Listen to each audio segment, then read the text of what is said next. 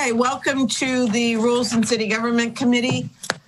For the record, please note that members of the committee, Alderman Savage and Alderman Arnett, are present, along with Alderwoman Tierney, Alderman Payon, Alderman Gay. I think that's it. And several of our staff members who we'll hear from a little bit later. I'd entertain a motion to approve the agenda as written. Move to approve the agenda. I'll second that motion. Okay, discussion, hearing none. All in favor of approving the agenda as written, please say aye. Aye. For the record, that was unanimous.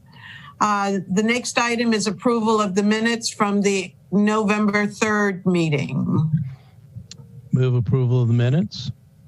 I'll second the motion. Okay, moved by Alderman Arnett, seconded by Alderman Savage.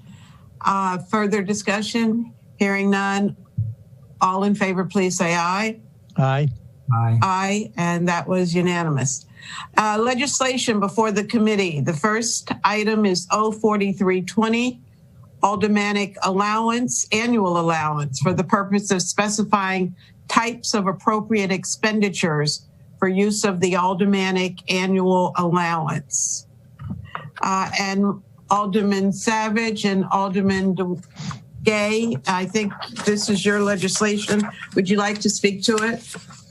Yes, thank you, Madam Chair. Yeah, the intention with this ordinance is simply, it doesn't increase our allowance at all.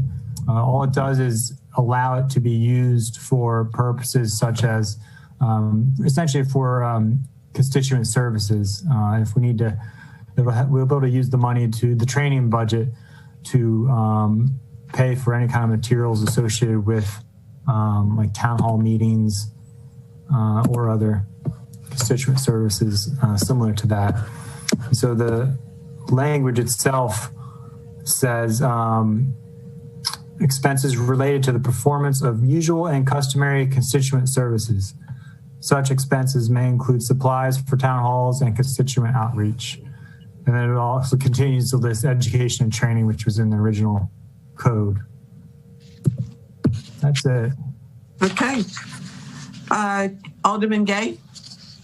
Just quickly, I requested to be a co-sponsor, but I don't believe I'm listed. At least I'm not listed on this version that I'm looking at here. You are listed. You are listed as a co-sponsor. Oh, okay. Awesome. I think the legislation is great. I think we do need the resources to assist in community and to giving the education to our constituency, whether it be related to issues in city government or issues related to this current pandemic. I think that is timely, so I support this.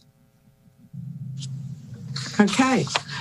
Further discussion or questions? Alderman Arnett?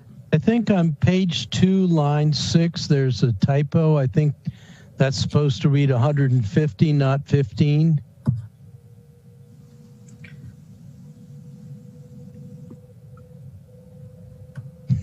Yeah, that's right. You had me for a minute. I'm like, wait. Okay, that was a joke. We got it. I think Alderman Gay might second that one.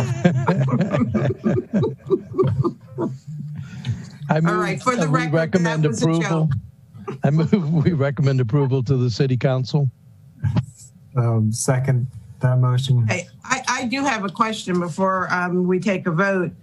Does this allow us to use this expenditure for, or this allocation for supplies such as paper and ink and all the things that we're doing from home right now because of the way we're doing business virtually? So is that your intent to include that? Yes, yeah, as long as they're related to the constituent services part, and maybe the city attorney may have more of a answer to that than I, but I think so. Yeah, that's how it's listed right now. As long as it's related to outreach or constituent outreach. But so I don't know. Is your question more about printing out materials? Yes. Preparation of council meetings? Council meetings, committee meetings, any function, including constituent services. Okay. Yeah. At the time when I requested this, I wasn't thinking about the scenario you were talking about in terms of, printing out from home, like legislation as part of our routine duties. So I'm not saying that was not part of my original intention, but I guess the question would be for the city attorney in terms of whether or not, how that kind of expense should be handled, if that could be handled by this legislation, by the current language, or through other means. Well, I think you're talking about two different things, and unless you tell me that you're not talking about two different things, I can't really advise. I do know that because we haven't thought about this before, if you are paying for pens and paper that we would normally kind of give to you or hand to you for writing letters or write the letter on your behalf, I'm unsure how you're paying for that.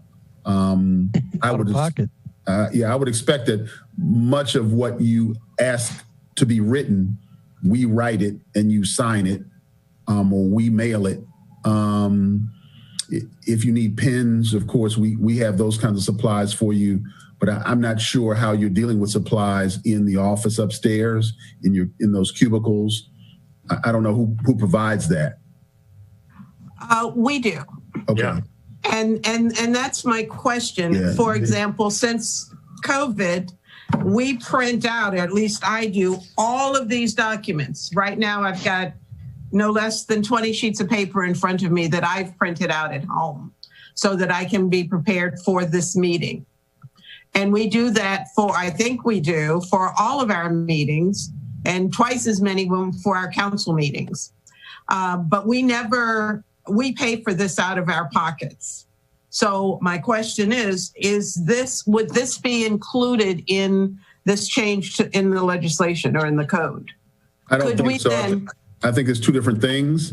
And if our office is going to provide you with that resource, I need to know that we have the money in my budget to do it. We have no problem putting it there. But right now, there's no segregation of funds that says council supplies.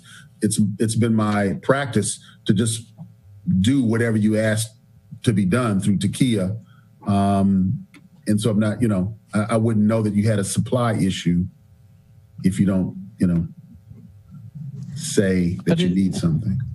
Alderman Gay and then Alderman Arnett. Yeah, just quickly, I wanted to add, this was a conversation that I had with Teresa Sutherland actually in the last budget process, because the office is so underfunded, the office that we utilize.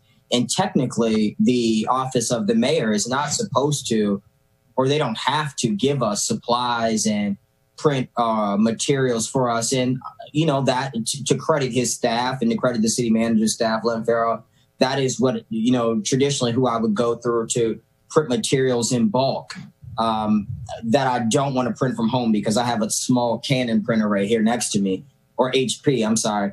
But she did in the last budget process, it kind of got mixed up, commit to, making sure that we had the necessary materials and equipment in our office. Currently, we have the one outdated desktop that if all of us are in there, which rarely happens, but it does happen on occasions where at least 3 or 4 of us are in the office, where we have to wait in turn for the computer to print resources. So I think maybe even a Bluetooth printer, an updated computer system, those are things that we should definitely take into consideration moving into the budget to make the job easier for the council members, especially as it relates to coming into the office. Thank you. Alderman Arnett? So most of my supplies I purchase out of pocket. I've got a bill here because I print, like you, Alderwoman Finlayson, I print a lot. And it's the ink that's the killer more than the paper. I have a bill here for $449.99 as it happens, most of which was for ink, but also I got a box of 5 reams of paper, paper clips, all of the various sundries, and I just go get it and pay for it out of pocket.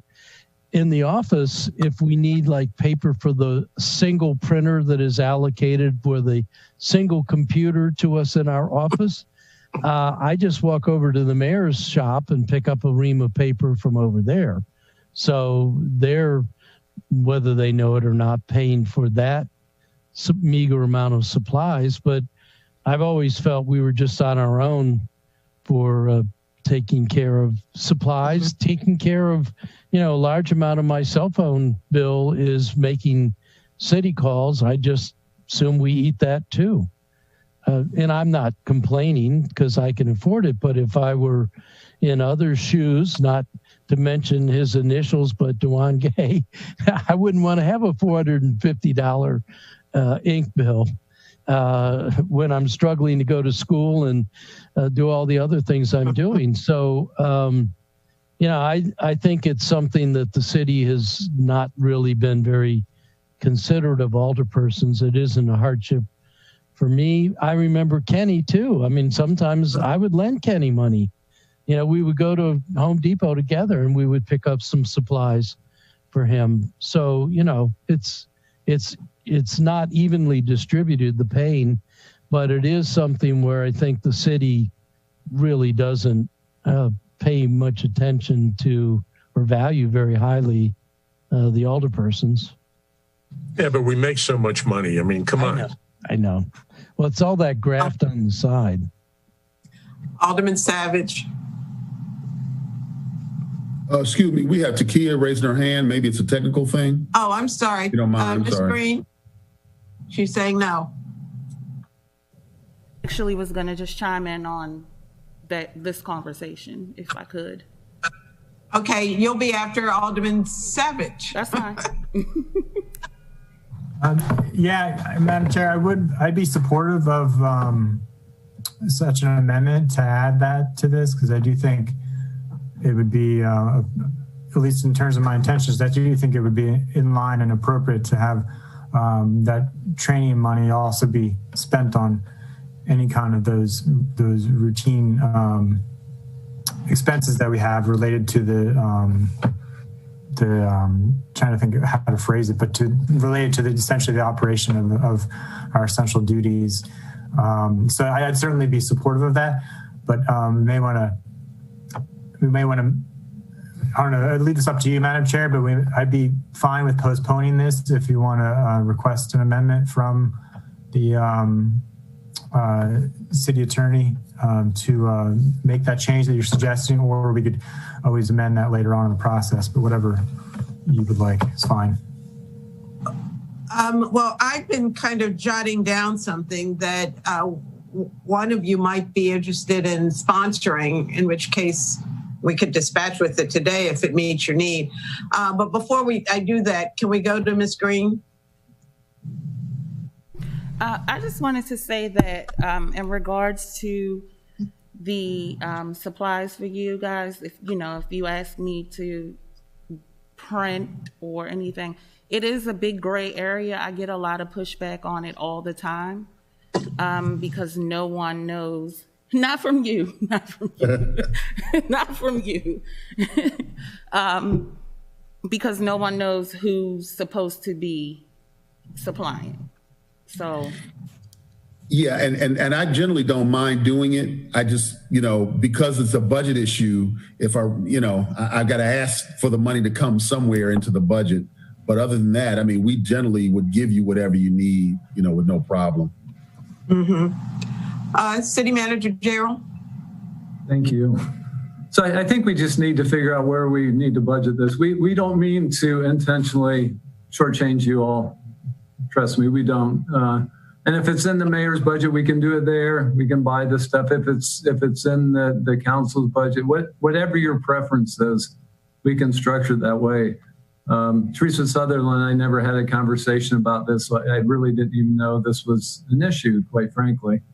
But it's an easy one to solve. It sounds like it wasn't necessary. I don't think there was an increase in the council budget for this year. So it sounds like it probably should be taken from, just take the stuff upstairs that's here. But if we want to shift some of that over to the council budget, we can do that for next year as well. We just need to make sure it's somewhere in the budget, because you all shouldn't be taking those costs out of paying for those yourselves. I think the city should pay for those. Thank you, Mr. Gerald, and I totally agree. And I'll just for the record, I am opposed to us taking our education funding for supplies, because that's what we're doing. And so we're shortchanging ourselves. And as Mr. Gerald, Director, City Manager Gerald has said, this should be an expense of the city. So should we try to amend this now to get us through the rest of this year? And then when the budget comes, we can make sure that we allocate funding. And I saw Mr. Lyle's hand and then Alderman Arnett's hand. I will suggest an approach. As it relates to the education funding, I think you're good there. If you need supplies from now until the end of the year, I'll use my budget to do it, but I think we need to plan for a budget line, whether it's in my office or somewhere, for the next budget year. But we've got 6 months to go. I don't think I'm losing anything by giving you pens and paper, right? But the ink that you're going to have heartburn over, I can tell you. Well, I don't have ink. What you got to do is you got to tell Takia or me to print out stuff for you, and you can pick it up, and that way you don't use our ink. But that creates a whole nother problem. I've been to City Hall twice in that building since COVID began. So, it's a logistical issue. Yeah. Here's the answer right here, the MML conference. Yeah. Right here. So there's really 3 pots of money here. One is training, and usually pre-COVID that was taken up with MML. I used to take a trip up to New York City as a part of the police and fire, go to the conference up there, which was always pretty good. I also have used it to pay for some training for, I can't think of the Gatsby training. Then there's the money that is used for supplies, which I've just paid for it. But then what Rob's legislation specifically speaks to, for example, when I do town halls and I want to do flip charts and have things where people are writing stuff down, I've been buying flip charts. Flip charts are surprisingly expensive. And the felt tip pens to write with all of that stuff and so on. So I think there are some constituent services, name tags, all of those things, which I've just been supplying out of pocket, is a third area of expense. It's not your paper and ink kind of cost, but it is one for those of us that do town halls and other community events. Rob does his at the library. I do mine at the fire station. So there's 3 different kinds of things going on here. I've never made a stink about it, but it is expensive. So let me try to pull this together. We can leave the legislation as it stands and amend it as Rob has proposed to allow us to use our educational monies for constituent services. We can, at the same time, look to the law department to provide us with paper and ink and those supplies that we would need to continue to conduct business as alder people in our wards. That wouldn't include constituent services because that would be in Rob's legislation. And then the third piece would be keeping the education allotment intact for education purposes. Did I capture all 3? Mm-hmm. So what is, City Manager Gerald and Mr. Lyles, are you both agreeing that if we need anything related to our work as aldermen, as far as paper, ink, and such, we should rely on the law department or the city manager's office to get those supplies for us. Yeah, I would just say that the city manager's office relies on the mayor's office because we're part of the mayor's budget. I know. Yeah, so it'll be part of the mayor's budget or part of the city attorney. Okay. So, Alderman Savage, are you still interested in your amendment to use your education allocation for constituent services? Yeah, I still would like to move forward with the legislation, if that's what you're asking. Yeah, because as Alderman Arnett went into a little bit, you know, one of the expenses that I've had from constituent outreach and for the town halls is printing up flyers, and that's not something I could even do with a city equipment. That's something that you know, I go to Office Depot. You upload the document, they cut them for you and print them out. Because I've had thousands of them printed up, and so that's something I have to do out with the third party. And so that's not something I can go through the law office. I think what the city attorney said is hopefully I think addresses your concern, which would be for some of the like printed out legislation and things related to our everyday legislating could be handled by the law office, but some of the expenses like the flip boards and things are going to have to come from elsewhere, from the constituent services and the training money. And this year is certainly unusual in the sense that we can't really do as much training. Mm-hmm. But and maybe in the future we may want to revisit our total allocation of money because you know, I think typically if we go to MML, that takes up all of our training money, and you know, so again, if we have a good year here, we may want to look at increasing that, and so we can also have money set aside for constituent outreach. But I think it'd still be good to move. I'd still like to move forward with this. Okay. Just as an aside, when I print flyers out for my community meetings, it's usually between $270 and $300 at a pop. So, and I always print on yellow paper. So what I would look for from the city manager is ink for my printer, because my printer has that capacity. But I know everybody's different. So, Alderman Gay. Thank you, Madam Chair, for recognizing me. Just again, supporting all arguments. The ink is the most important thing. And for me, as Ross mentioned, you know, I don't have all the money in the world, so I'm buying my ink in $40 or $50 increments from the Walgreens or Rite Aid right here in our shopping center, because I can't afford to buy it in bulk. And, you know, so just that, again, is important. But secondly, just as a note of, you know, clarity. And so when, for example, when I used my funds last, or actually this year, prior to when we were marching and stuff, to fly down to Kentucky, and you guys actually helped me out with that because we were short on funds, because last year we went to the NOLA conference in DC. Academic or educational purposes, as it relates to our aldermanic budgets, completely depends on the education that the individual alder person is, you know, attempting to gain, correct? It doesn't have to be a specific conference related to their duties on the city council, but it could be for housing, crime, health, or am I correct in that? Well, I would say yes, because actually you have a responsibility in all those areas. You know, you approve or deny legislation on every issue that impacts the city.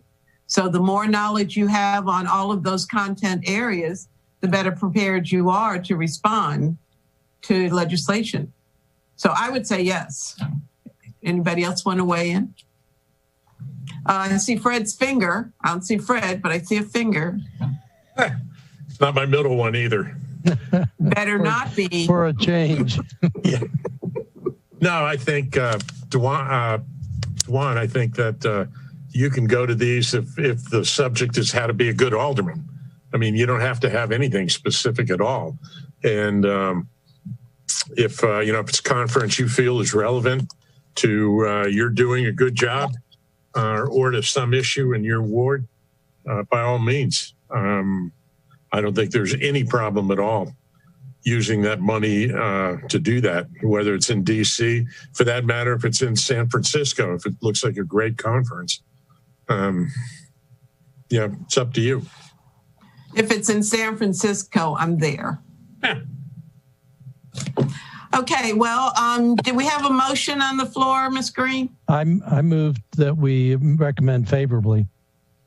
It was also seconded by Alderman Savage. Yeah. Okay. Further discussion? Hearing none, all in favor? Aye. Approving, giving a favorable recommendation to 04320. Please say aye. Aye. Aye. And please note it was a unanimous vote. Okay, the next item, 04420. Just to let you know, Granicus is running, so we're good now. Okay, good. All right, 04420.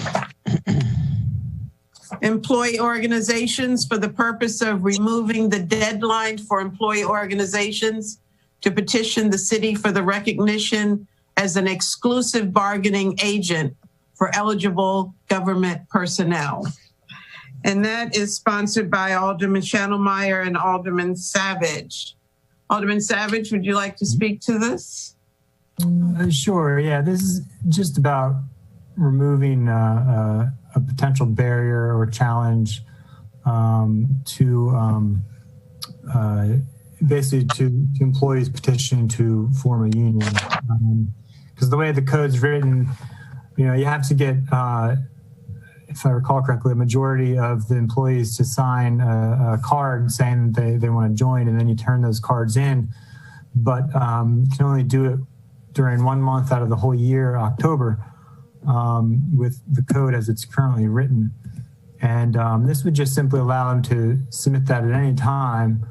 But it also does state that representation will begin during the next open collective bargaining session. So if it gets in too late, then it's not going to be able to make it in. They're not going to be able to be recognized until the next bargaining session. But this just gives them a bit of a larger, obviously there's no window anymore except making sure it doesn't fall, at least making sure that it gets submitted in time for the next bargaining session, but that's the only limitation at this point.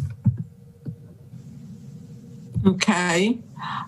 Alderman Arnett and then Alderman Gay. So two things. One, I think Trish is on and can guide us on this, but I guess my initial question is, what was broken? I mean, has the October period been some kind of a problem that, you know, people, they get to November and, we missed our deadline, we can't do it? I hate to change code unless there's some, you know, urgent or compelling reason to do it. Ms. Hopkins is with us. Ms. Hopkins, could you answer? Welcome. Hi, how are you? Good. Yeah. I don't know if I can answer what compelled the legislation. I'm not aware that we've had difficulties in the past with the filing time frame. I could only guess that maybe some of the concern is like just securing, and it's a 30% interest prior to meeting the October timeframe. As in my discussion with Alderman Schnellmeyer before, when he first brought this up, you know, I can only surmise that the October time period was just to get ahead of when we would start engaging in collective bargaining. And you want to do things with an appropriate lead time, and make sure that process-wise you're in a position to handle that. Now, most of our interests have come for just adding additional titles to existing bargaining units, which we could do by entering into side letter agreements, and that's not an impossibility. We'd want to make sure that they've they've gone through an internal process where they've satisfied that the membership is supportive of that. It's not just maybe the president's or some individual's interest in doing so, that there's a process associated with that.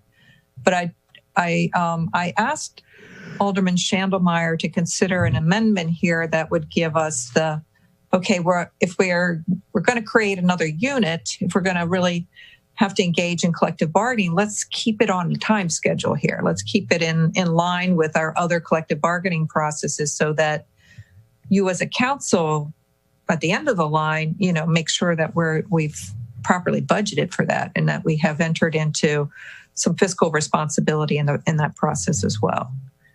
And is that so amendment on the last page in D? Yes. Of representation. Yeah, and it's also addressed in the staff report too as the reason for that. Let me ask, as Alderman Arnett is questioning that new language, representation will begin during the next open collective bargaining session. What does that mean? And this comes from someone who was a negotiator for over 15 years. Do you mean the next bargaining session or the inception of the new contract? I mean the next time we're entering into a collective bargaining session, so that it's a formal process that you're including and bargaining on behalf of that along, so you get your time frames lined up. You don't want to have a contract that's off a fiscal year. I mean, that makes really good sense that you are, if this time frame has changed, I just wanted to make sure we're clear about the fact that we're going to have to keep this in the regular bargaining session time frame. And so then that way all the units would be bargaining at the same time. Yes. And if we were in IBB, they would be all bargaining together.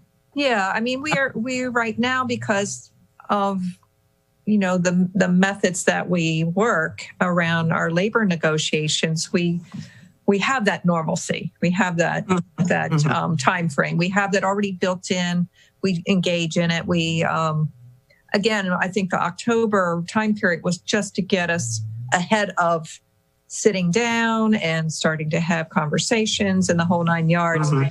Since that was language being introduced, it was an opportunity to also clarify this piece too.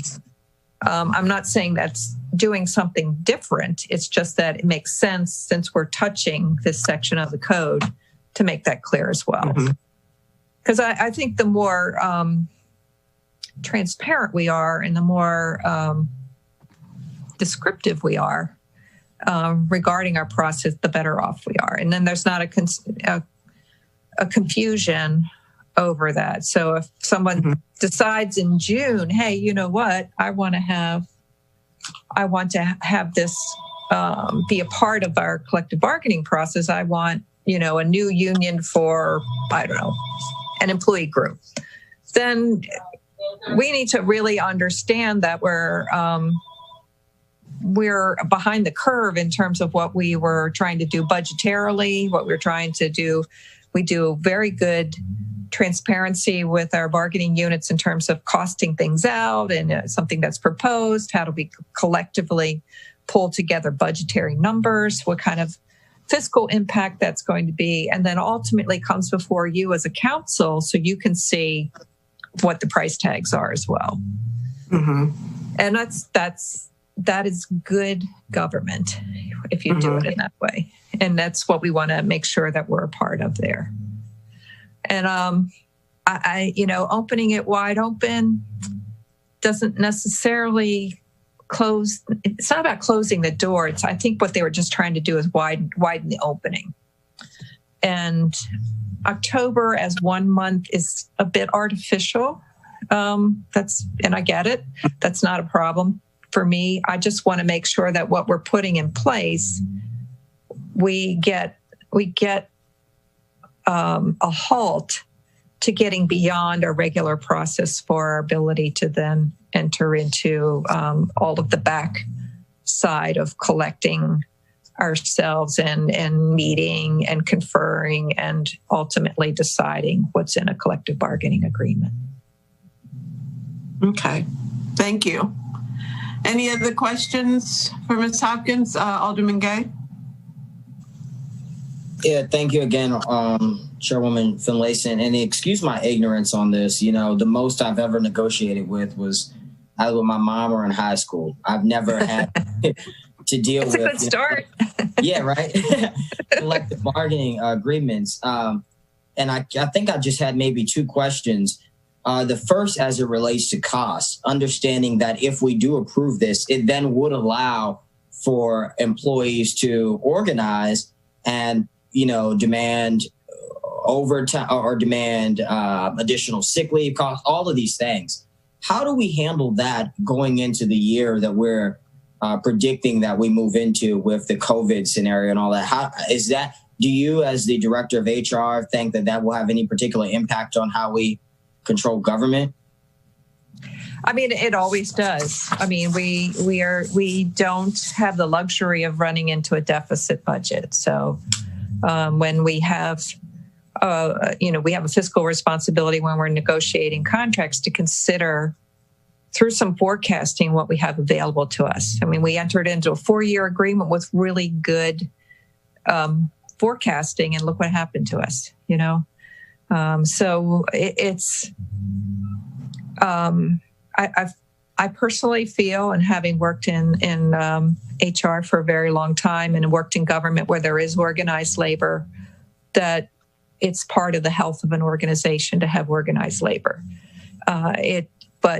But we want to make sure that in that relationship that we have a fiscal responsibility as we negotiate. So that's when you have your team that includes your finance officer. You know, if you have outside counsel, you make sure that they have a background in that. If you have internal counsel, you make sure that they have a good firm understanding of what the labor laws are and the constraints there.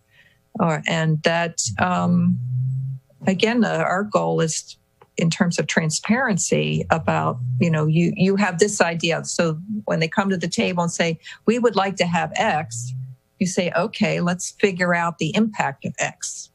And then so what you're putting into that discussion is your economic and your non-economic expectations when you sit down and discuss that. What I like about the city is that with the philosophy here is very decent about trying to make sure that there's some equity and fairness in terms of what's negotiated for all 4 units, the 2 AFSCME units and the police and the fire units. But it's going to look different for each in terms of wants and needs from the different units. But at the end, you want to make sure that your economics and your non-economics are fair-minded. I just have one quick before City Attorney. I'm sorry. May I add one more thing to the question you just asked, Alderman Gay? Yeah. It used to be called, and it still is in some circles, negotiations. Mm-hmm. It's give and take. So no one goes in and makes demands that aren't met by others' demands. Yeah. So, while the unions may want one thing, the administration may want something else. And it is that give and take that comes at the end of the day to a negotiated agreement. Yeah, which is, and it's both worked out. Correct. I support your statement there, and I talked about the 4 bargaining units, but honestly, there's also the non-represented employees, so that when it comes to instituting the wants and expectations of the individual units, it's also, takes a management team that's paying attention to how that's going to affect the non-represented employees as well. I'm sorry. I think that goes into my last quick question. Let me stop you one more time. Because Mr. Lyles had his hand up to respond, I think, to your. Sorry. No? Yeah, I'll just wait till after Alderman Gay's question. Okay. Because I had another question of my own. Alderman Gay? Sorry. Thank you. Just 2 quick questions. My first being, if possible, would you mind sending me an update of the unions and how they break down in our individual in regards to departments of our city government, just so I can be I want to gain knowledge on this, to be truthful, as it relates to who's under what union or how they, negotiate or whatever. And then my second question being that I remember in my first budget process last year, the union negotiations and how, how they evolved over the course of the 3 months that we were negotiating. And so my question then just being that if we open this up to the non-represented employees, and heading into, I guess this is the same question I'll just ask, just in the different words, heading into this year where we expect a significant fiscal impact, does that put us into a vulnerable situation where then caving to the responsibilities of the COVID outbreak and the fiscal impacts that has created, and the individual responsibilities that the unrepresented employees may request in a new union? I think when there are conversations around how you're going to deal with things financially, and that you have certain commitments that you've already made through a collective bargaining process, that is what we're trying to do, is to go back and we've reopened those conversations, but we are doing so after a negotiated agreement's already in place.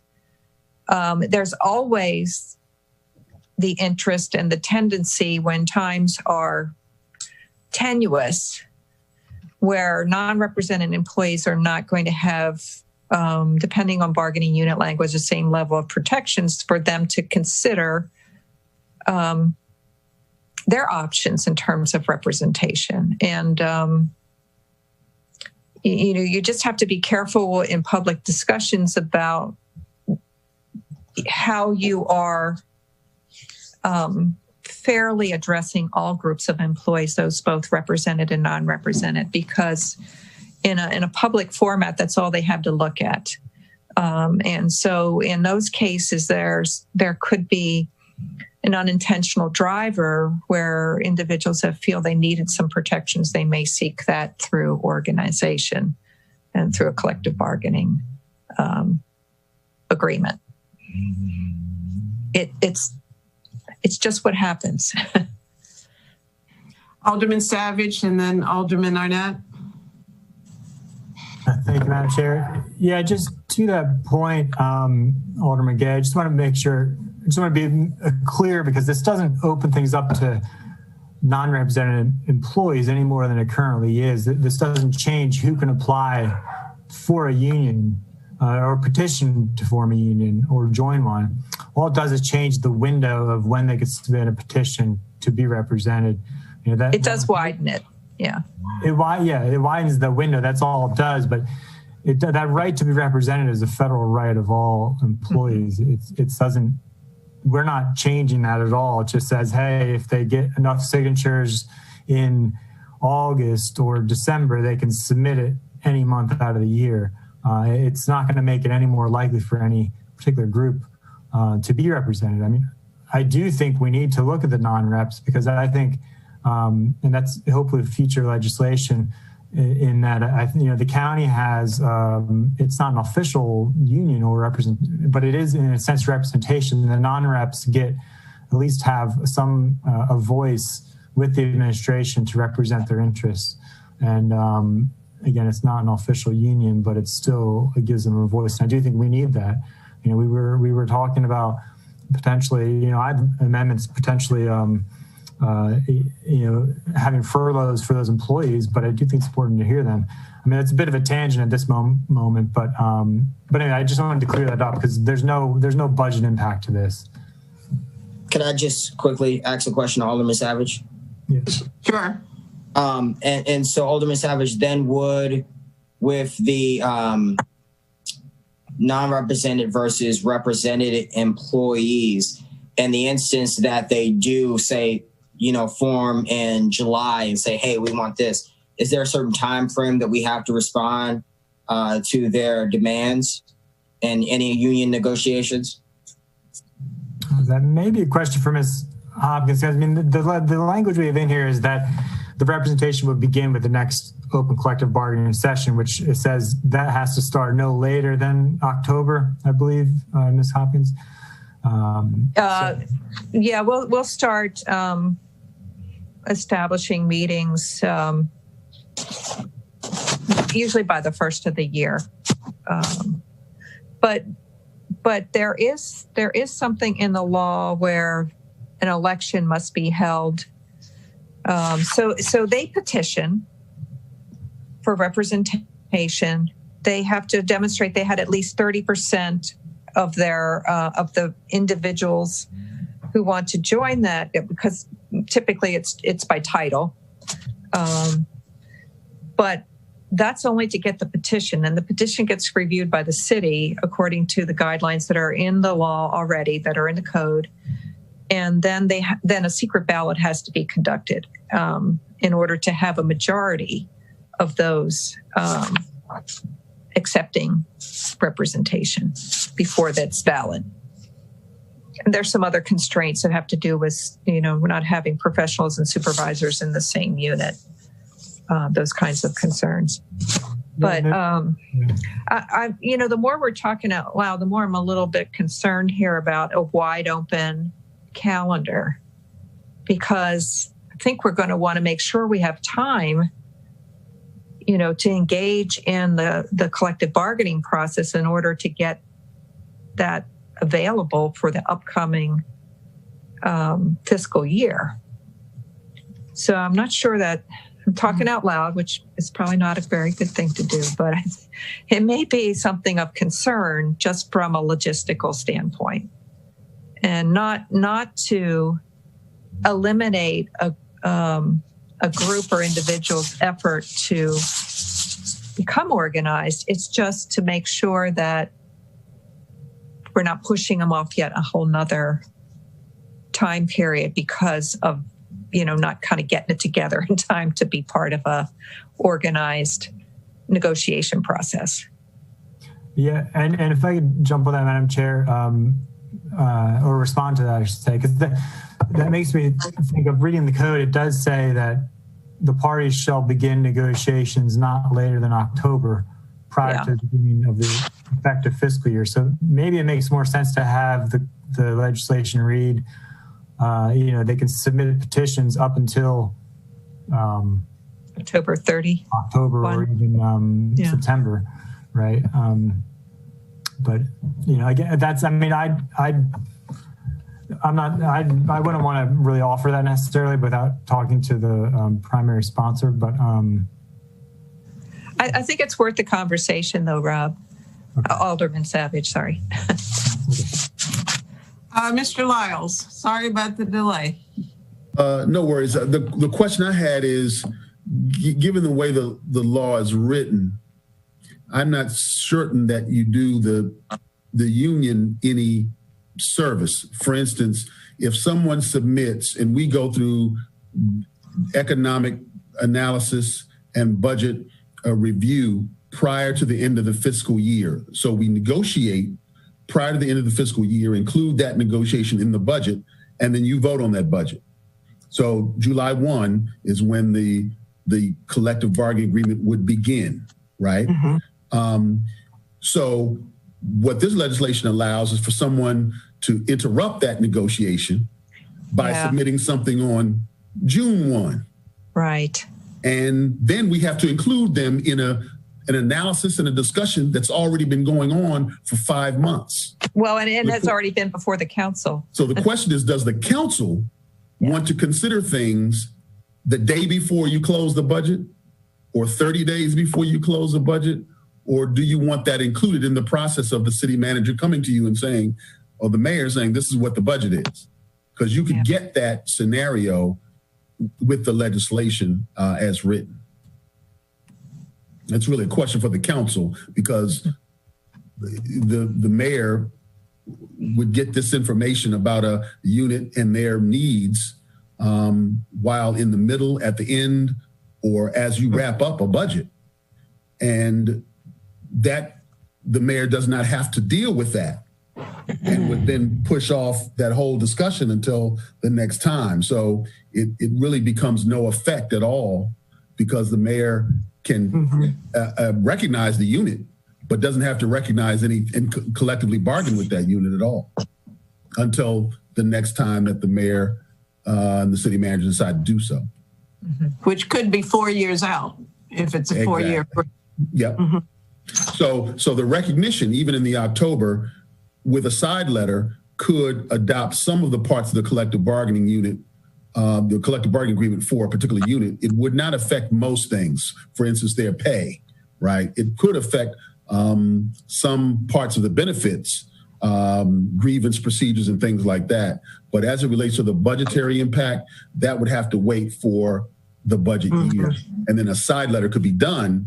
But in the case of this year, you're looking at, or the next year, you're looking at a unit going through a negotiation along with all the other units.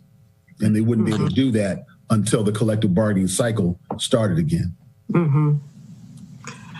Mr. Gerald, City Manager Gerald. And I guess, and that's a great point the city attorney's making. And I guess it goes back to the question that Alderman Arnett asked about, what's compelling this change. And I guess we have to, and maybe it's not always accurate to do this, but assume that there's some wisdom in the way the code is right now. And maybe that's exactly why it is restricted to October's, because that allows enough time to do the negotiations with the new unit and still included in the budget. So should we ask Alderman Savage to take this back as to the sponsor and maybe postpone action on this until the sponsor has an opportunity to maybe have a discussion with Ms. Hopkins and Attorney Lyles to get some clarification on implications? Does that make sense? And Alderwoman Finlayson, I would add City Manager David Gerald, because the code is chief negotiator for the city under law. Yeah. Alderman Savage? Yeah, I think in light of all this, the conversation, we certainly don't want any unintended consequences. And I think it'd be worthwhile to look up the original legislation that established the October. But in any case, I think what you suggest is wise, and I'll report back to the primary sponsor and see what he wants to do. So I'll entertain a motion to postpone action on 04420. I'll make that motion, but I did have two other things. Okay. First of all, I want to give the city manager a bonus because he listened to my question, which is what was broken. I couldn't figure out what was broken, but for the budget purposes, Trish, it would be helpful, I think, for all of the council members to get a profile of the lay of the land. Who are the different bargaining units, and in the non-represented, they are broken into exempt versus non-exempt. I think it would be a good idea just to understand where all of our employees fall as we're entering this, and maybe even a little bit of representation 101. I mean, we talk about doing this and doing that without necessarily a recognition that we're violating Fair Labor Act's rules and things like that. So, like I was thinking of facetiously asking you also break it into employees earning 100,000 or more and less than 100,000. But I think you definitely break a fair labor law. Actually, each of the bargaining unit agreements identifies by title who's represented in the agreement. So, and we publish, and those are online. They're on the city net. I believe you all have access to that. But if you we don't have access to that. You don't? You'd have to print it all out, right? Okay. Right. And I don't have any ink. So I can do it one of two ways. I can send you each of the bargaining unit agreements, and perhaps Alderman Gay would like to weigh in on what would work for him, because he has a little less exposure to all of this in his short past. But I can run you a list of positions by title and identify what bargaining unit they're in, what departments they are in as well, because we have, I'll take the the clerical technical unit, which is ASME 3162. So we'll have our support staff positions that are cross-departmental. I mean, I don't know if you want that level of degree of information. It's probably whatever you think. Okay, whatever you then think you'll leave it up to me, and I'll give you what I think you probably need to know. Okay. Yes. You know, I won't withhold the stuff that I think you need to know. I'll just give you what may sound best instruction here. So, but a question: in police, not every member who is a police officer is a member of the union, right? Yeah. Now, see, that's become a trickier issue for us because our munis system doesn't work quite as cleanly on, which individuals have elected not to be members of the unit. Under the Supreme Court decision called that is referred to as Janus, that basically said they can no longer force people to pay a fee if they elect not to be a member of the unit. And so people have joined and not joined, and gone in and gone out, and so that's has not been a largely fluid flowing number, but I can easily give you positions that are designated to be in the bargaining unit and a full number that indicates how many maximum would be a member. We have a very stretched at this point, because everything that's going on in the MIT world, MIT analysts who would normally give us that information pretty quickly, and it's really not the time to ask for that now. So I can give you. There's no rush. I just think as we get into the spring and we're getting into the whole thinking about budget in more detail, just so we all have a understanding of profile of how our employees are distributed. I mean, there's a bunch of employees who are part-time and seasonal. I assume they're not represented at all. Not at all. So out of the 667 FTEs, how do the employees fall? But it's up to your judgment. Anything, I think, just as long as we're all looking at the same thing, I think any profile would be helpful. Okay. And of course, any bargaining unit agreement identifies title, whether a person's paying dues or not, they're representing that title. Trish, I think it would be helpful to give us the 4 unions and who's eligible to be members in each one of those unions. Okay. I don't think there's a need to go into the more detailed information as far as specifics of people. But we're our bus drivers, for example. We know where most of our police officers are. White shirts are not in, one of the negotiated, are not in local 400. I think it's principally ASME that you're trying to understand. That's all. Yeah. So, okay. So thank you. So there's a motion on the floor to postpone. I think we got a second. Did we get a second, Alderman Arnett? A second. Oh, there's a second? Alderman Arnett? I made the motion. I don't know. There was no Rob, you I'm sorry. Or not? Alderman Savage? Yes, I seconded it. Okay. Further discussion? Hearing none. All in favor of postponing action on 4420, please say aye. Aye. Aye. Okay, thank you. Next item on our agenda is 4520, Audit Committee, for the purpose of clarifying the responsibilities of the Audit Committee members, specifying reporting requirements, providing for external and internal reporting services, providing program metrics, measurements, and evaluation, and generally relating to the Audit Committee. Alderman Payon, this is your legislation.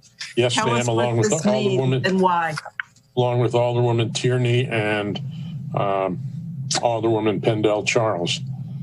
The reason why we're submitting this is it will allow us to do the things that most of us thought that the audit committee and wanted the audit committee to do when we voted in favor of forming this. The problem we've had is that we've had, well, let me put it to you this way. Having a city manager like David has been a great relief and a great help to the committee, because we previously had somebody that didn't think we ought to exist, would tell us that, well, I'm not going to provide money for this, et cetera, et cetera. And now we've kind of switched the emphasis to performance measures, what they are, how they come about, whether or not the different departments have in effect lived up to or achieved what the performance measures thought that they would. The problem with strictly doing audits is just, well, frankly, we don't have the money.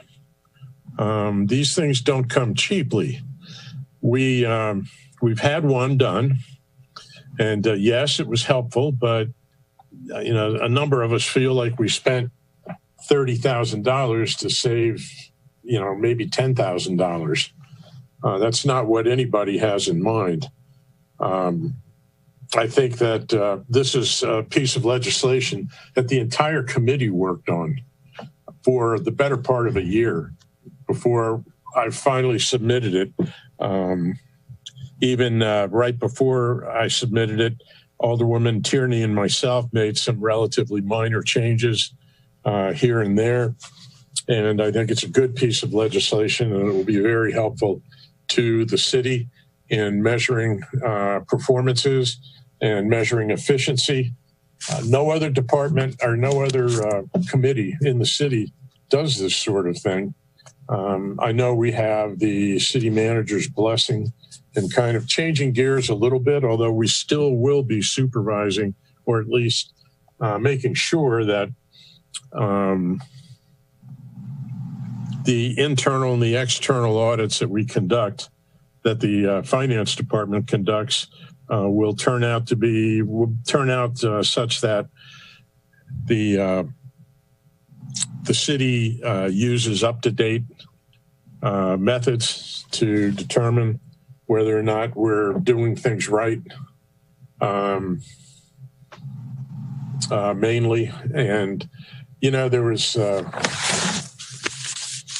well, at any rate, I will leave it at that for right now.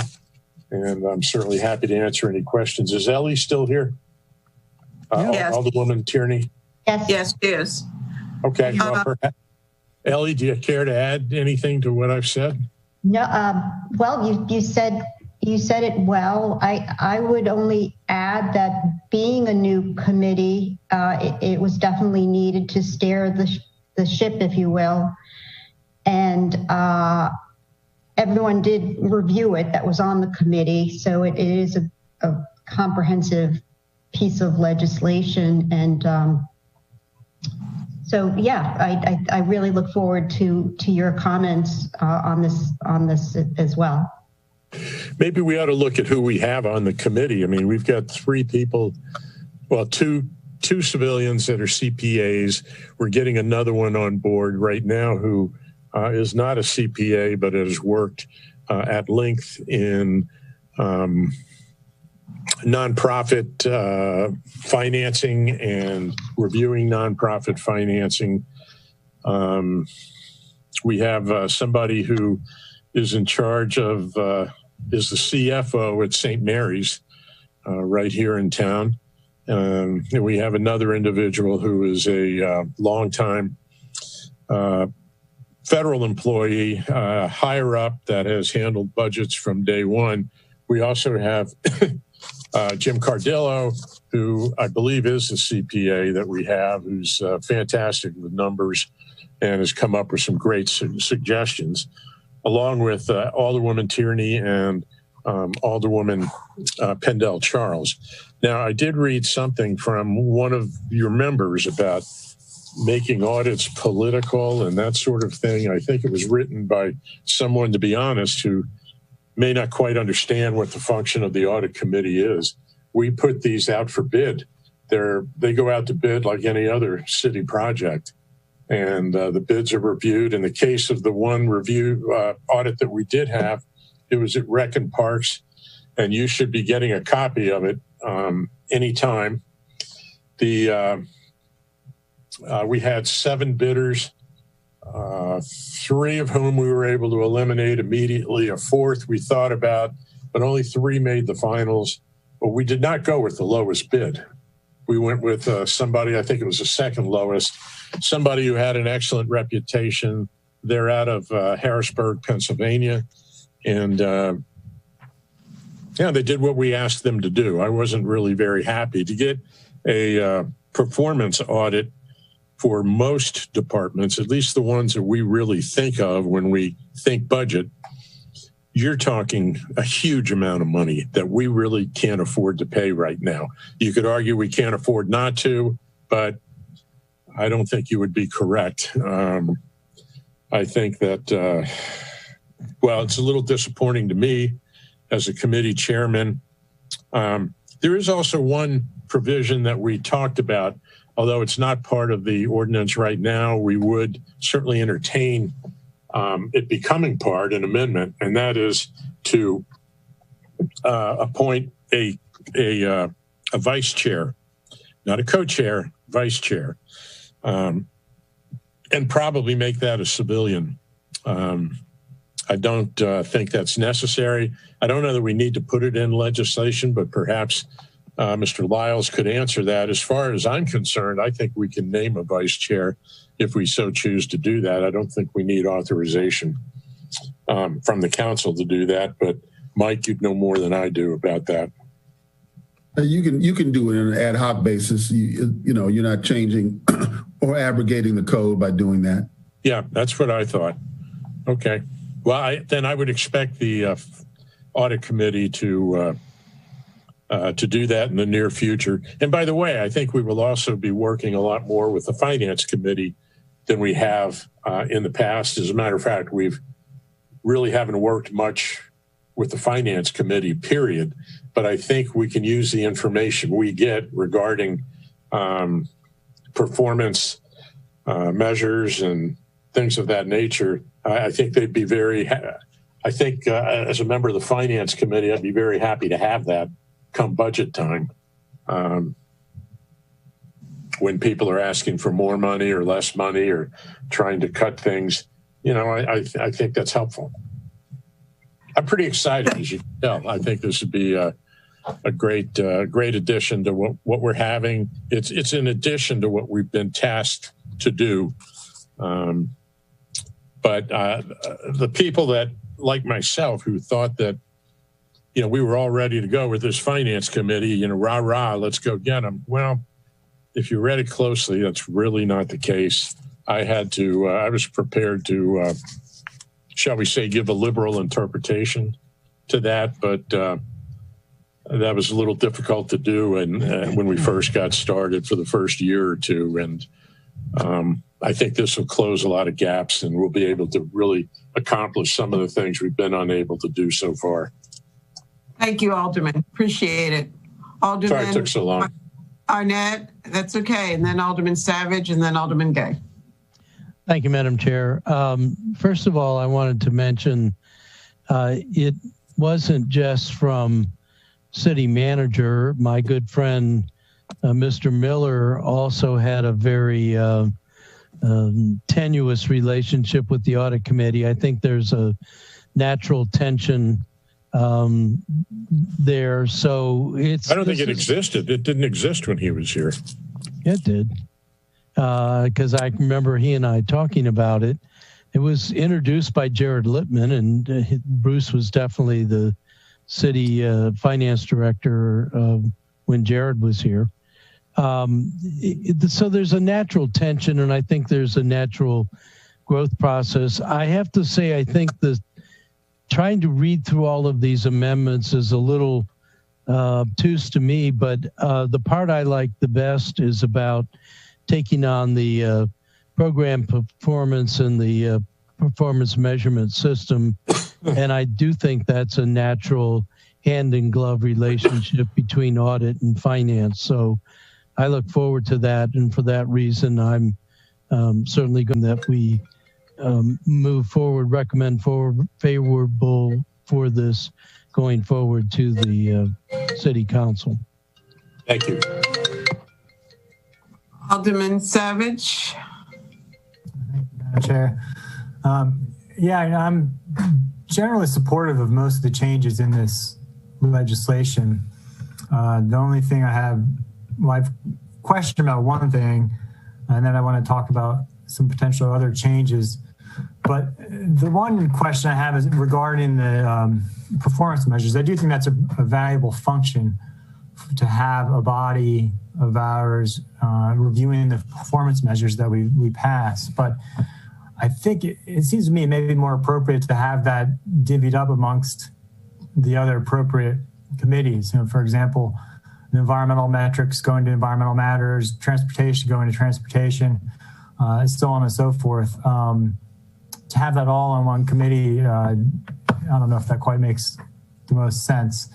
The other bigger question is kind of similar to the concerns I had with Alderman Gay's legislation with the Housing Committee. The same question I asked him in terms of, I'm not sure, just in terms of the structure, I'm not sure why we have a standing committee that has members of the public on it. That doesn't seem to make much sense to me. Standing committees, I think, should just be the city council. If we had, I think, and that's where, following the logic, I'd rather see this audit committee just be a commission. I'm not sure why the aldermen or alderpersons are on the committee to begin with, what value that we bring. It seems like the committee or commission could do just as much with all public members and completely remove the politics. And where the politics, I think, might come in is, pardon the fire alarm. The conflict, the political issues may come up in the sense that, picking which department gets audited and what way. And I think I really don't, again, see why any of the alderpersons need to be involved with that. I think we want audits to be completely apolitical in as much as they can. And I kind of posed a lot of these questions to former Alderman Littman. Why should this, and I guess I'll pose them to Alderman Payon, like, why should this committee be different from all of our other standing committees? What value do you think or what importance do you think having the alderpersons on it would be? Okay, fair question. Madam Chair, can I interject a point of information? The audit committee is not a standing committee. I was going to say that. Yeah, it is not. So I take your point about standing committees being for alderpersons and commissions being for non-alderpersons, but this one is a different beast and it's actually chartered out of the charter rather than out of city code. I think that Ross is, of course, absolutely right, as usual. Yeah, right.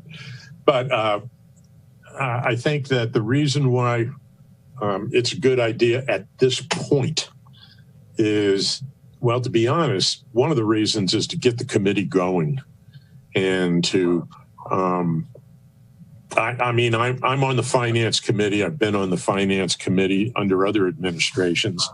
And I think I know, may not seem like it all the time, but I do think I know a little bit about, where the money goes and who it goes to and why. I think that to have two other people who are knowledgeable about finances from the council has been very helpful. And of course, the members of the committee, let me tell you, I've been blessed. I mean, it's too bad that I couldn't really get going with another individual whose term was up, because I think that we've got the people power, we've got the individuals to do a good job here. They're enthusiastic and they want to work, and they've been a little frustrated with me and frustrated with the overall workload. I mean, one of the things they're frustrated about, to tell you the truth, is that it's taken us almost a year to propose this, to get this out, when the bulk of this was actually done about this time last year by the civilian committee itself. So I think now it's a good mixture, but I can definitely foresee in the not too distant future where there may be one member of the council on this committee. But until we really get it up and really get it rolling, and we've started to do that, but until that happens, I think we're better off doing it the way we did. I might add, we have one member from the not the finance committee, but the financial advisory committee, and the other three are civilians. And if you read the statute, they have to have a finance background. And honestly, if you're worried about politics, the civilians can outvote the aldermen 4-3, and I think that's important, and it keeps the politics, any politics there might be. And I got to say, I haven't seen any sign of that so far. But if there is any politics involved, I'm glad we have 4. I mean, people, Ellie, I hate to admit it, but I'm glad that, you know, if we go crazy on something inappropriately, that we can be, we can be voted down. So, Alderman, I'm going to call on City Manager Gerald because I think he has something he wants to interject here. Yeah, I guess I would just offer my 10 months of experience with this committee. It's been a difficult 10 months, I can tell you that. We've lost 2 members of the commission because of some of the frustration that Alderman Payon mentioned. There's been a lot of discussion and frustration about what the role of this committee is. I think it was originally set up to do internal controls audits together with the budget that was in the past was $50,000 per year. This fiscal year, because of the budget issues, it's $25,000. But that was the main responsibility of this committee is to hire a consultant to do internal controls audits for departments, to receive those, to evaluate them, and then to make sure that the findings either were or were not implemented, depending on what they were. Members of the committee really wanted to get more into performance audits, which, as Alderman Payon mentioned, are very expensive because they come back and tell you how you try and improve your function, and that takes a lot of work, and a lot more work than internal controls. So what we tried to do is split the baby, right? So we still have money in to do the internal controls audits, but we're looking at performance through the performance measurement system. So that seemed like a reasonable compromise for the committee. I guess my opinion is if the $50,000 or $25,000 continue to be budgeted for this committee, that it really needs to remain a city committee. It needs to have council members. I would not recommend that we do that, oversee a contract and an audit contract with just civilian or outside members. So I think based on what we're proposing here for the committee, for the changes that are in this legislation, to me, that should be a council committee and not a civilian committee. Hopefully that all makes sense. Mr. Gerald, the last thing you said it should be a council committee and not what? And not as what I'm calling civilian, but an outside the city committee.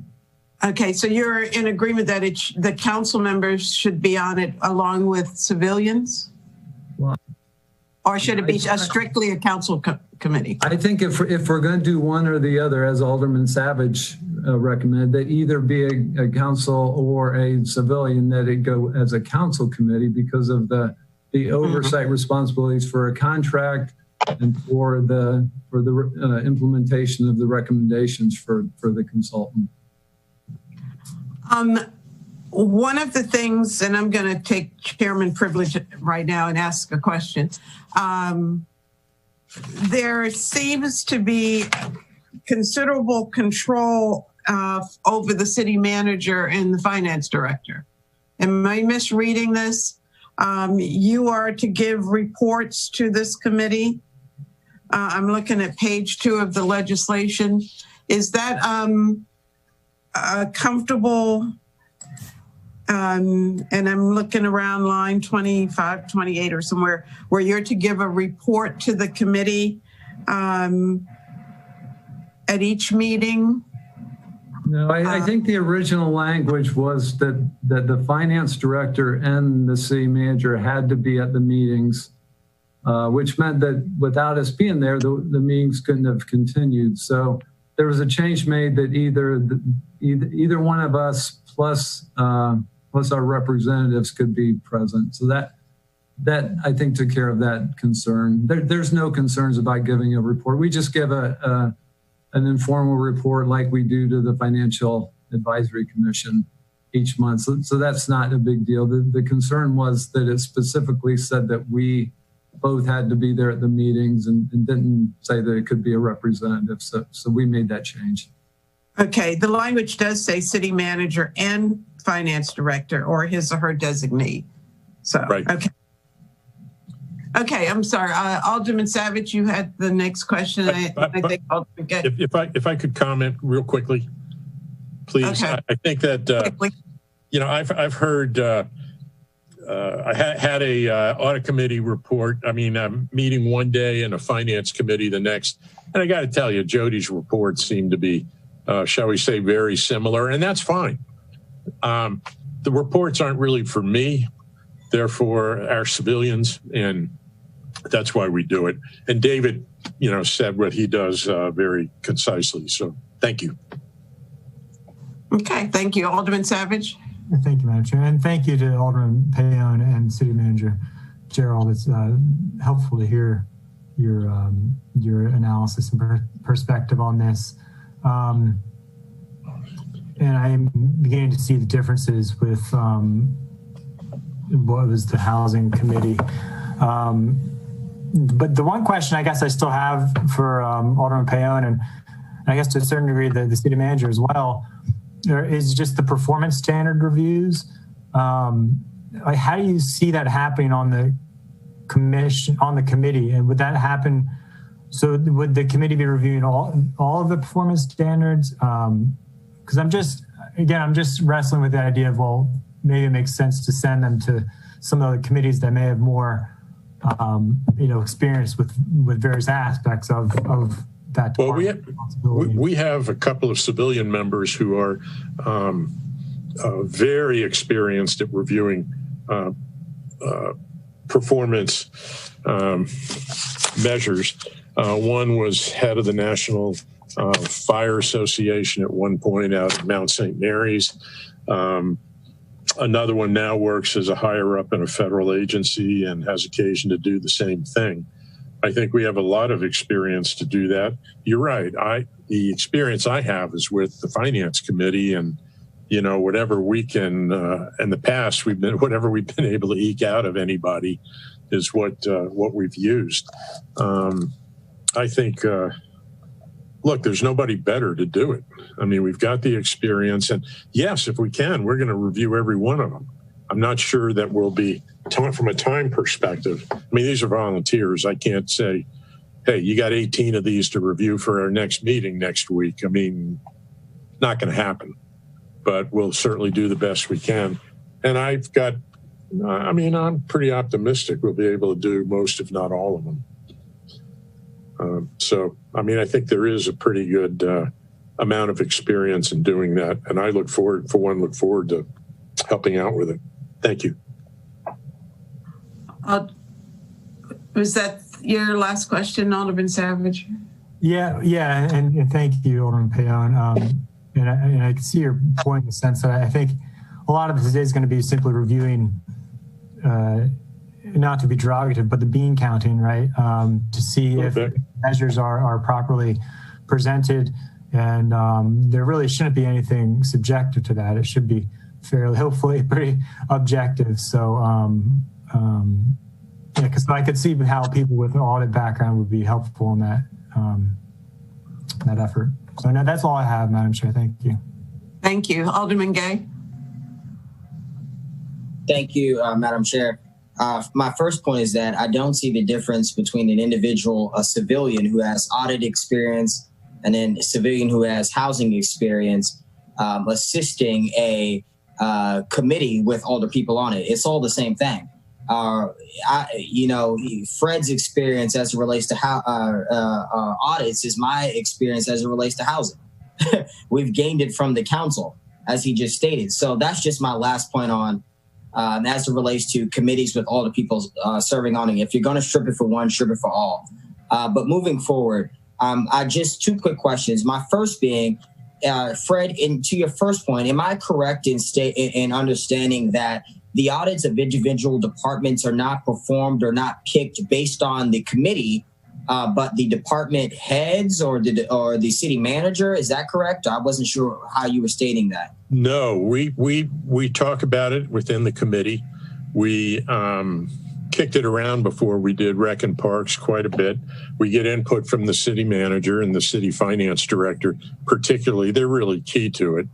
They're the ones who point out who has a lot of cash, who has opportunities to, for cash to be missing or to misplace things or to not properly account for that.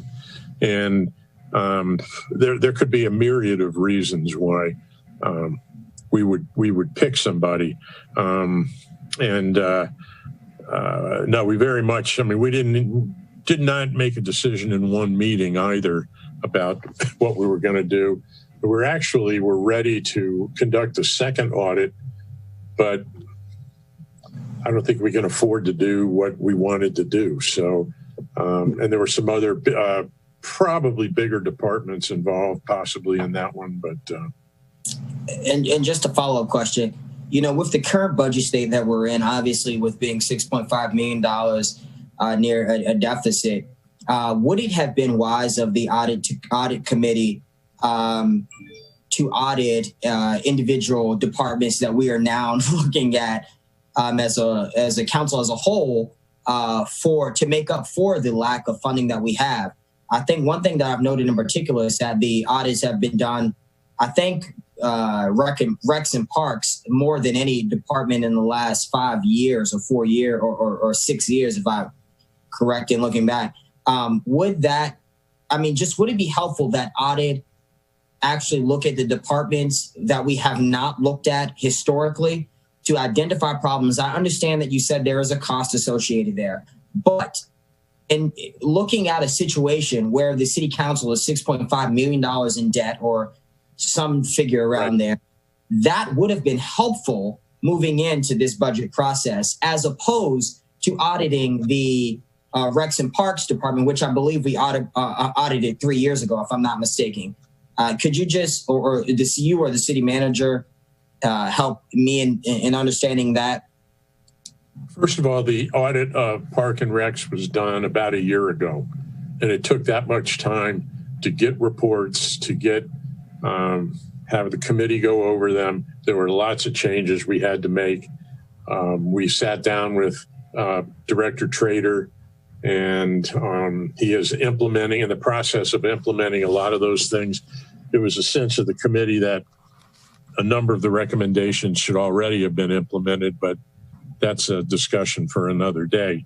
I think that the problem is well, it's a little bit like saying, hey, Fred, why don't you go represent the city on this particular issue because you've got a background in it and you know what to do. Well, it's not that simple, other than the fact our city attorney would be spending, I'm sure, 1 million miles an hour to have me go into court for him. But it's a lot of work.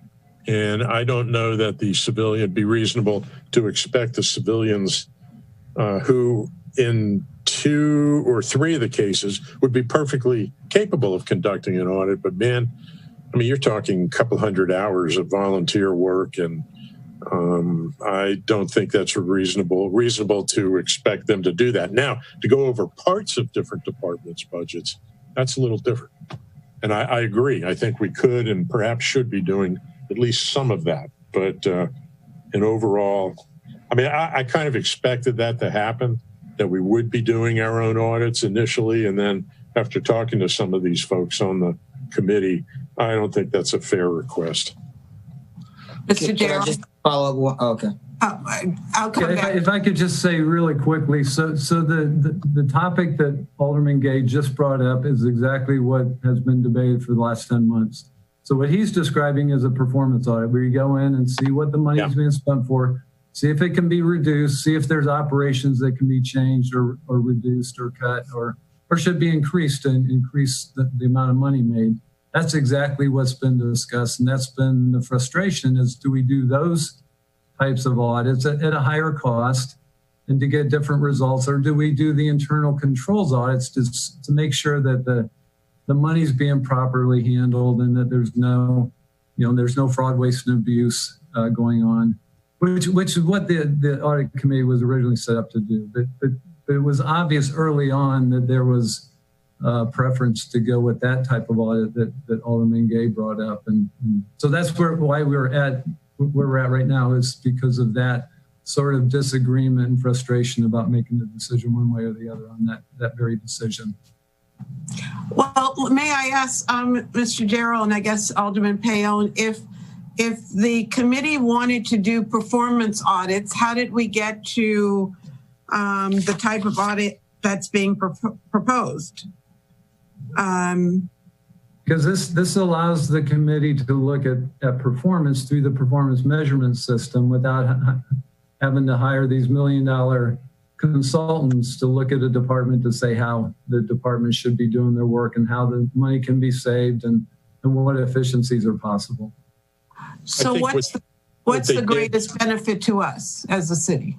Well, this audit dealt with whether they're using proper methods, particularly to protect the public's money.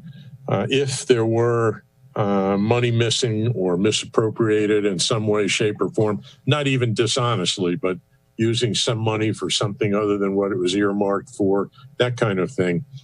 This is the type of audit that would pick that up.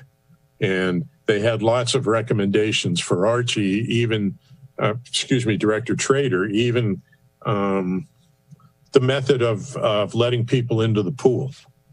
How do we make sure everybody pays? How do we make sure you don't have people climbing over the back fence, that sort of thing? And that's the audit that we had. You know, there was an element of performance audit in it, but not nearly what we would like to have had. And it turns out that after reviewing the RFP, that the auditor did exactly what we asked them to do. So I don't have any problem with their work product. Okay, let me ask the question again. Okay. Which of the audits is going to benefit the city the most at this point in our financial picture? Well, if we decide to start a performance audit right now, it would take probably a year to finish. I think there would be benefits to that, but I think it would be delayed benefits just because it takes time to do that type of audit. It takes a lot of data gathering and meeting with the department reps and gathering information so that they can make recommendations on how to improve the operations. So I think that those would be valuable, but they wouldn't help probably the budget cycle that we're just getting ready to enter.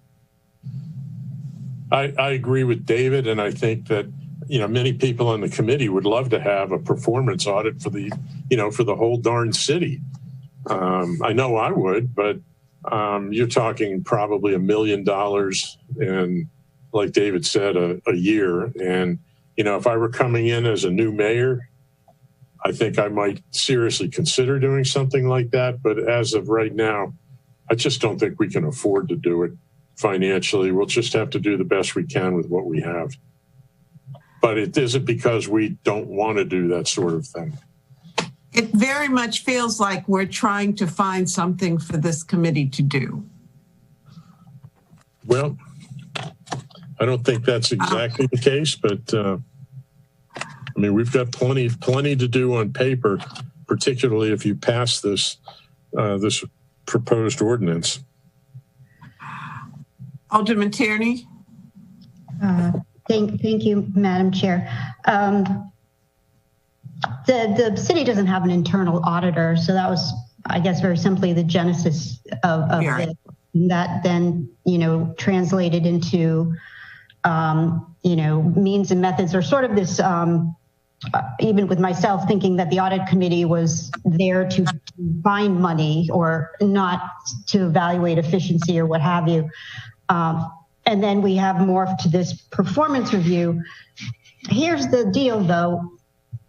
In the long term, we need to evaluate our efficiencies, and we're sort of half pregnant with that, for a bad term, but whatever. To address Alderman Savage's concern, every department did develop performance standards. They generated their own performance standards, and those actually were distributed to all respective committees, not commissions. So committee, I know being on the transportation committee, we looked at the Department of Transportation performance and all the city council voted on them. So we all should, read them in our sleep and know what they are. The objectivity comes in evaluating them. And I being on the committee, I see the talent. What I'm concerned about is this is a big deal, and it has to be done because I can't say enough that we just need to know where we're inefficient, because that translates into money. And I always say, we're not, I use my analogy again. When I tried to save money in a building, it wasn't cutting off a floor. It was like, how do we make this? How do we value engineer? How do we make this building perform better? And that's what we have to do. So one thought I had is, and I think we discussed this at the last meeting, the last audit committee meeting, was to take this money and in lieu of doing audits that we had done is to maybe, hire a consultant perhaps to help us. So we're still sort of struggling with this, and what is most, to address Alderwoman Finlayson's question, what is most beneficial to the city? And I think in the long term, which we move the goalpost every year, is to evaluate these performance standards. So we have the task, we're just not quite sure of where's the best place to put this.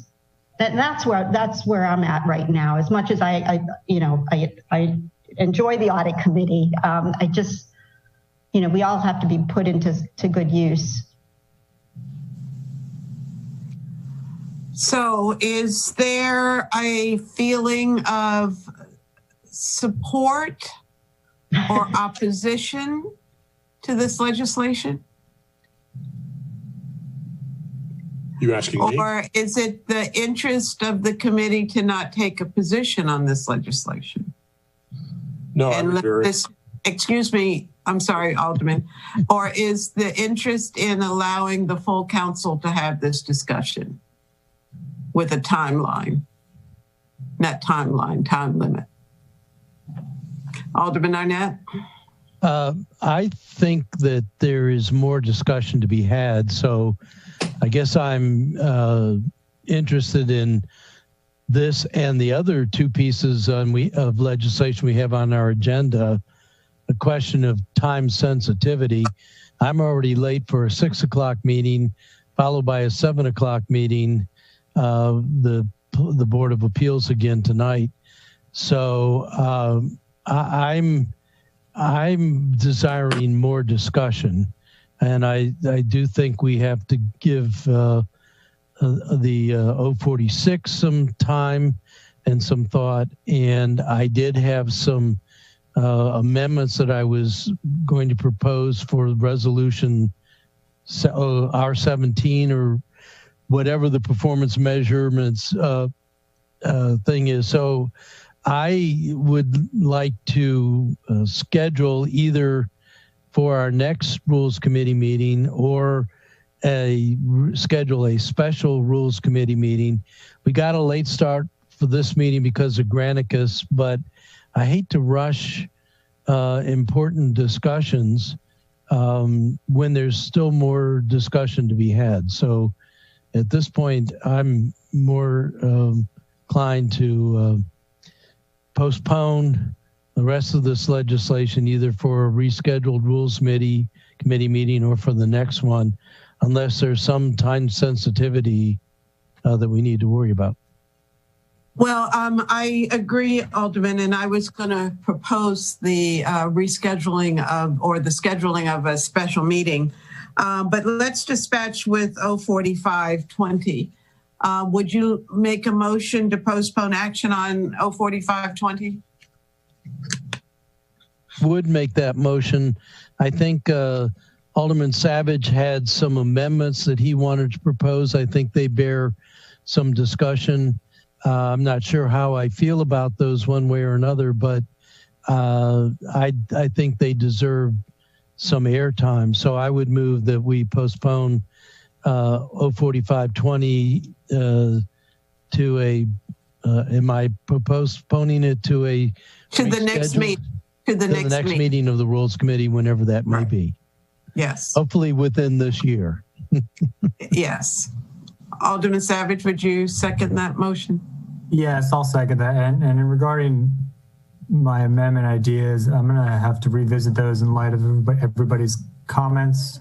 But I do think we need some more discussion about the purpose and role of this committee. I do think this legislation would help in that, but I think it could be helpful to. And I would like, okay. I mean, Okay. Alderman fairly raised the issue of equal treatment across the board between standing committees and commissions, and I think that does deserve more time for us to discuss. There's a motion on the floor right now to postpone action on 04520. Hearing no further discussion, all in favor, please say aye. Aye. Okay, Alderman, that's a whole nother discussion I think that needs to be had separate and apart from this legislation, I think. I would ask, because we still have two pieces of legislation that clearly we're not going to get to tonight. I would ask Ms. Green if you could schedule another Rules Committee meeting. Our council meeting this month doesn't occur until the 21st. Correct. So would these pieces of legislation be on the agenda for the 21st? Potentially? Yes, potentially, yes. No. I don't think so, because those would be legislative actions. Right, no. And the meeting on the 21st is not a legislative meeting. That's technically going to be a special meeting, so no, it wouldn't be. You know, we really need to consider the consequences of our actions. I think you're right.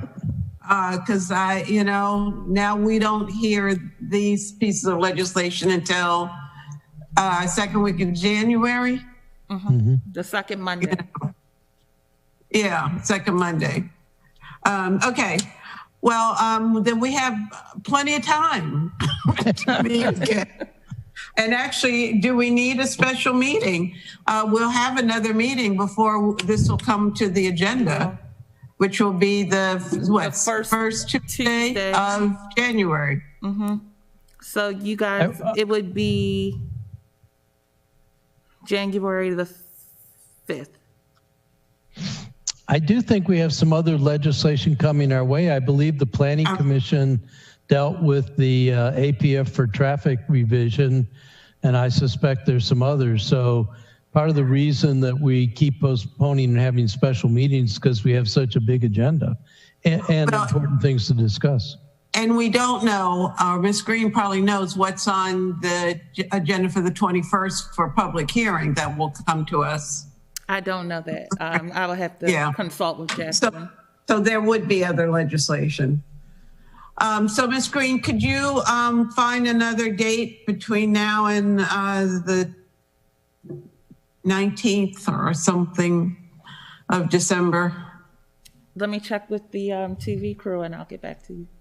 That would be great. Thank you. You're welcome. Alderman Gay, I think I saw your hand up. Yeah, I just had a quick question. So just to be correct, the only full council meeting we have in December is the 21st of December? That's right. Yes, it is. and that is excluding legislative priorities. Well, it's due to Hanukkah. Oh, what is legislative priorities? Unless we make a motion at the beginning of the meeting to include legislative priorities. Jeez. Okay.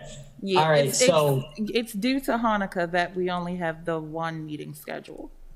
When is Hanukkah even? The 11th. So is Hanukkah a week long? Yeah. Yeah, it's not a religious holiday. I mean, we could have, frankly, I'm sorry. I'm completely ignorant to the Hanukkah religion. I apologize for that to anybody that's watching live. Honestly, I did not realize it was. Is that when you light the candles? Yes. Okay. All right. I'm getting off now because I'm sorry. I didn't mean to slap. Mr. Gerald, did I see your hand up? Did you have something to add? Ma'am. Okay. Well, we will postpone action on 046 and R17 until our special meeting. Can you make a motion for that, please? I'm sorry? Can we have a motion for that as well? So moved. So moved. And was it seconded, Alderman? Okay.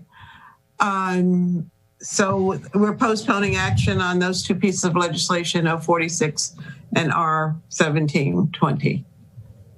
Okay. Anything else for the good of the order this evening? Also 045, right? We didn't take a vote on 045 either. That's right. You took the vote on 045. We postponed that action separately. Mm-hmm. You need to take the vote for the 46 and the R17. We just took that vote. Aye. You didn't do the vote. You did the motion in the second. Okay, I'm sorry. All in favor of postponing action on 046 at R17, please say aye. Aye. Ross, you're the one that's got to rush, so hold up now. Okay, Alderwoman Tierney. Yes, thank you. I closed my window here. The trash legislation, for lack of a better word, could we make sure, could I request that Dr. Nash attend that meeting to review that legislation? Yes. Thank you. And the Public Works Director, didn't we already say that we wanted to invite Mr. Johnson, Director Johnson? And Mr. Gerald, you should probably be there too. Yes, ma'am. Thank you. Anything else for the good of the order? Alderman Savage. Yeah, just on that trash legislation. We should not call it the trash legislation. I'm just saying. Where is that? I can't find the number. All right. Well, so yeah, we are going to be talking about that at Environmental Matters in particular. So since we have you on the line, City Manager, I'd like to get the Deputy City Manager to attend since there was discussion about transferring some responsibilities to that office. Although I think maybe, Madam Chair, I don't know, it might be worth having her attend the next meeting because my question is whether or not those enforcement responsibilities might be better suited in Public Works with the Environmental Compliance Inspector as opposed to Deputy City Manager. So, and we're looking into that, Alderman Savage, we're looking into that as well to see what his workload is and if he's able to take on those additional responsibilities. Okay, so Mr. City Manager Gerald will take care of that. And Mr. Lyles. Yeah, just to remind the council and the committee, the Deputy Manager for Resiliency and Sustainability has no enforcement authority at all in the charter. So when you start assigning tasks like that, you have to remember that you didn't put that in the charter, okay? Okay. Alderman Gay. Sorry, last question. And so if it's not put in the charter, does that mean that we have to then go back and add legislation to include it in the charter, or would this that is being passed included in the charter? You have to put it in the charter. Okay, thank you. Any other questions or issues that you'd like to raise? I mean, we can stay another hour if you guys move we adjourn. Asking questions. Move to adjourn. Is there a second? Second. All right. All in favor, please say aye. Aye. Aye. No. Thank you, gentlemen, ladies. Bye. Have a good one. You too. Thanks. Okay.